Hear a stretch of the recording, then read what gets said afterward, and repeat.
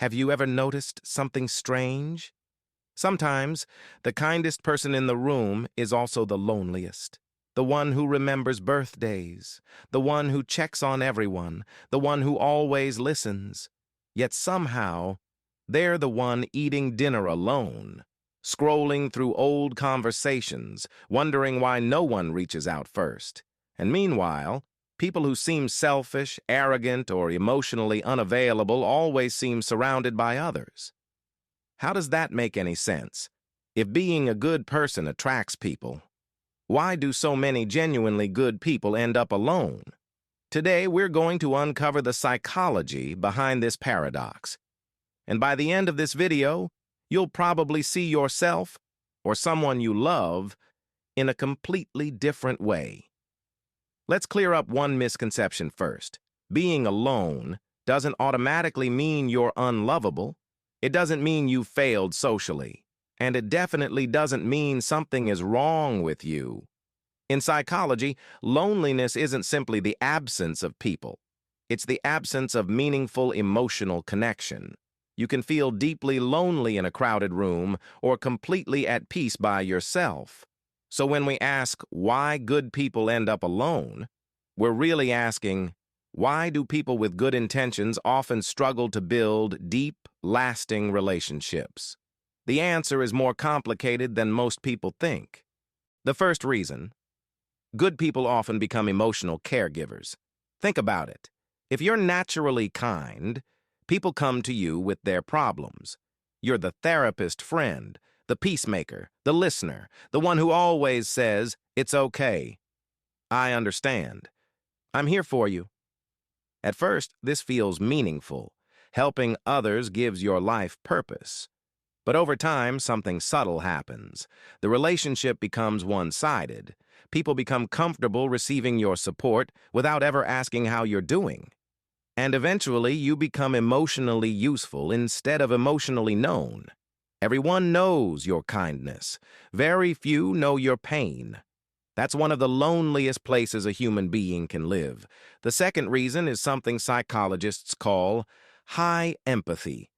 Empathy is beautiful, but too much empathy without boundaries becomes self-neglect. Highly empathetic people often ignore red flags because they understand everyone's reasons. He had a difficult childhood.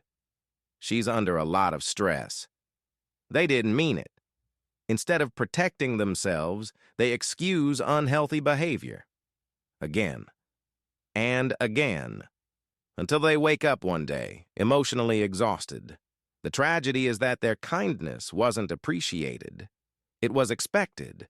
Here's something fascinating. Research suggests that people who are highly agreeable often avoid conflict to preserve harmony. Sounds like a good thing until you realize that real intimacy requires honest disagreement. If you're constantly saying yes, constantly adapting, constantly becoming whoever everyone else needs, people never actually meet the real you. They meet the version of you that makes life easier. And that's not connection. That's performance. Now here's where things become uncomfortable. Many good people secretly believe, if I love people enough, they'll eventually love me back. It sounds beautiful. But relationships don't work like transactions. Love isn't earned by self-sacrifice alone. Healthy relationships require mutual investment. If one person keeps giving while the other keeps receiving, that's not love. That's imbalance. Unfortunately, many genuinely kind people mistake being needed for being valued. Those are two very different things. Someone can need your help without caring about your heart. Let's talk about another hidden reason. Good people often struggle to ask for help. Think about that. They're always available for everyone else, but when they're hurting, they disappear. They don't want to burden anyone. They don't want to seem weak. They tell themselves, "I'll deal with it. I'll be fine. I don't want to bother anyone." Ironically, the people who support everyone often suffer alone. Not because nobody cares, but because nobody knows. Now imagine carrying that pattern for years. You become independent. Very independent. People admire you. You've got everything together. You're so strong. You never need anything. But strength has a hidden cost. People stop checking on you. Not because they don't care, because they assume you're okay. Eventually, your independence becomes emotional invisibility. There's another psychological phenomenon worth mentioning. It's called emotional reciprocity. Healthy relationships grow through balanced vulnerability. One person opens up, the other opens up. Trust deepens, connection grows. But many good people only listen. They rarely share because they don't want to make the conversation about themselves. The result? Everyone feels close to them, while they feel close to almost no one. That's a painful paradox. You can know everything about everyone while nobody truly knows you. Here's the twist most people never expect.